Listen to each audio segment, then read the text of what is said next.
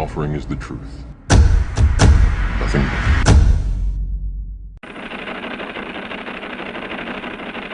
It's time for the Longines Chronoscope, a television journal of the important issues of the hour, brought to you every Monday, Wednesday, and Friday. A presentation of the Longines Whitnor Watch Company, maker of Longines, the world's most honored watch, and Whitnor, distinguished companion to the world-honored Longines. Good evening, this is Frank Knight. Our very distinguished guest for this evening is Admiral Richard E. Byrd. I must say that Admiral Byrd, our guest tonight, is not only our greatest living explorer, but he's been an inspiration to countless Americans. Admiral Byrd, you've been to both the North Pole and the South Pole. Admiral Byrd, may I ask you, is there a great difference between the top of the world and the bottom of the world? There is. Now, the North Pole is the center of an ocean 10,000 feet deep. The South Pole, the center of a plateau, 10,000 feet high. The North Polar Sea is surrounded by continents that are slightly frozen. The Antarctic continent is surrounded by a belt of ice, frozen seas of at least 1,200 miles thick. Now, the South is a plateau. It gets, in some places, 14,000 feet up. I've been over areas about 13,000, and it's a little bit chilly up there.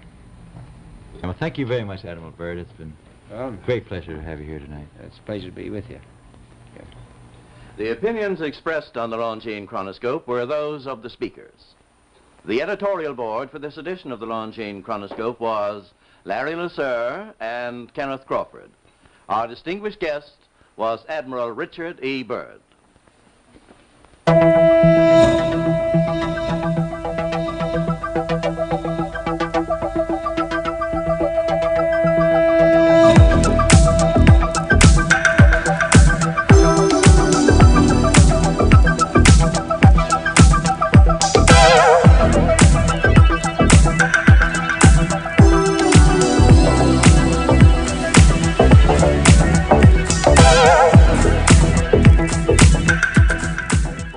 On this expedition, we hope to fly across the South Pole into the mysterious land beyond to see what is there.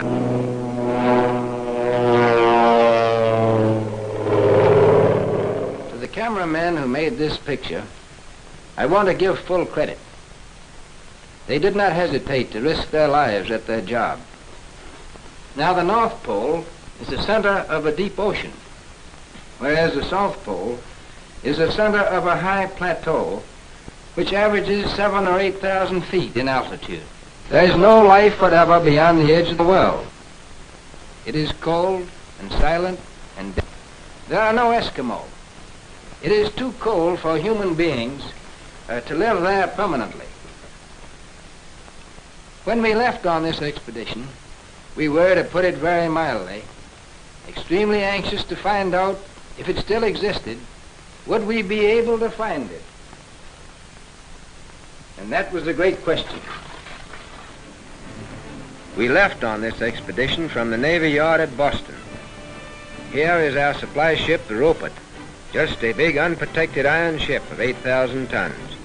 And here is our icebreaker, the Bear, which we took as a protection for the personnel of the Rupert, and also to use exploring in dangerous ice areas. We took with us this time 150 Eskimo dolls and more than 14,000 different kinds of items for 2 years away from civilization, where there were no supply depots around the corner. Day followed day, week followed week, as we penetrated the great Pacific. And here we have an ordinary unprotected iron ship, sailing in seas no ship had ever been in before since the world began. It wasn't that we were any better than our predecessors. We simply had a more open ice here.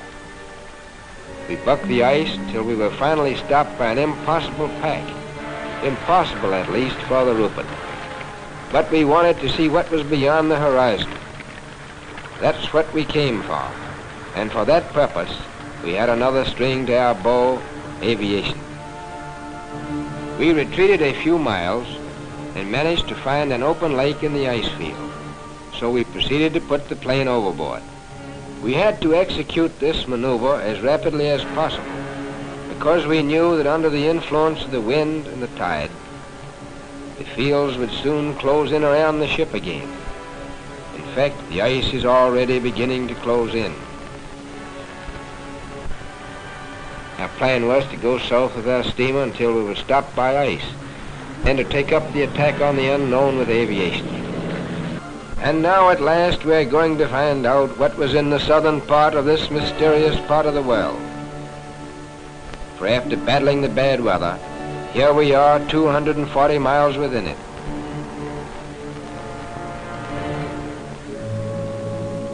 We came to this strange phenomenon, ice islands.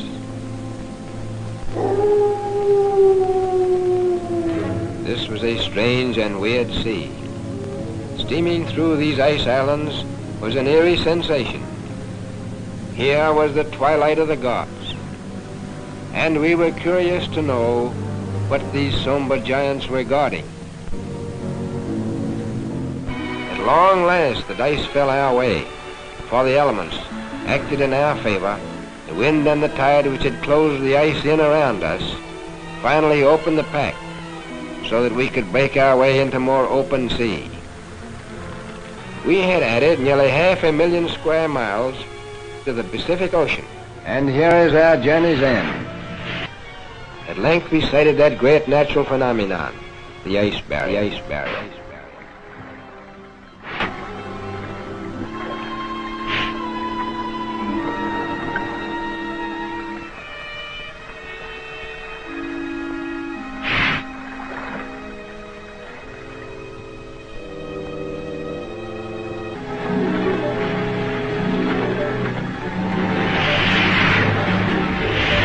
Southward, ho! The start of one of Admiral Byrd's 6 expeditions. Later, Byrd charts the course as the ship, her masts outlined against a scarred ice wall, nears the end of a 14,000-mile journey. The sea is strewn with loose, broken ice, but the sturdy ship crunches steadily on to her improvised berth against the ice barrier.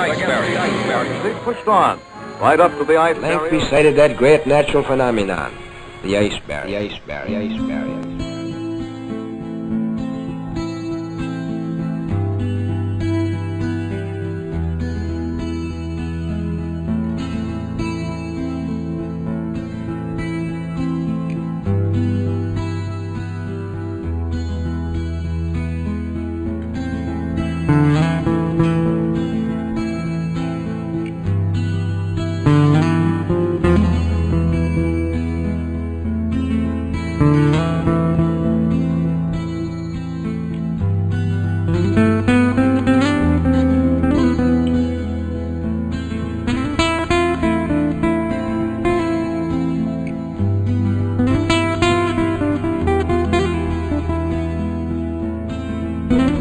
Therefore, whether we liked it or not, we had to go alongside the Great Barrier.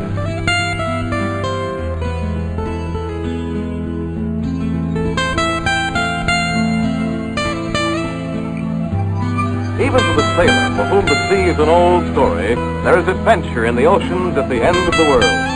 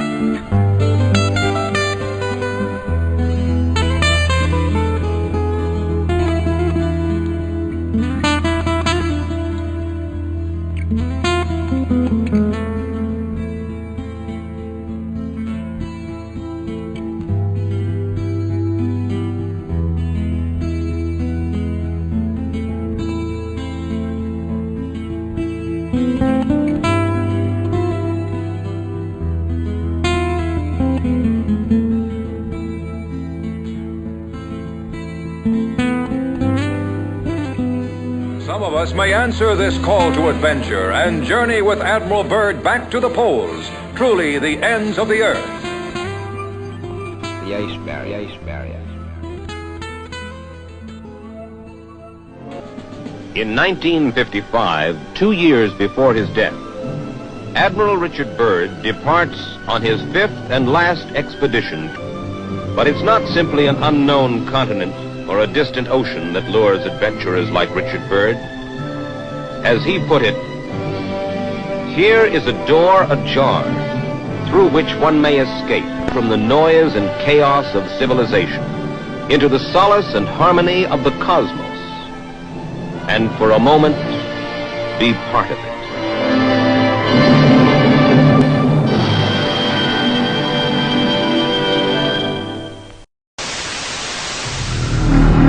All I'm offering is the truth. Nothing more.